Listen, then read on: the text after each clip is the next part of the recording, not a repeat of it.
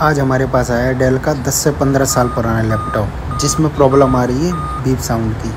देखेंगे वीडियो में कैसे सॉल्व करते हैं इसको, तो वीडियो के लास्ट तक बने रहें। वीडियो को लाइक करें, चैनल को सब्सक्राइब करें। तो चलिए शुरू करते हैं। अभी मजा आएगा ना भिड़ो।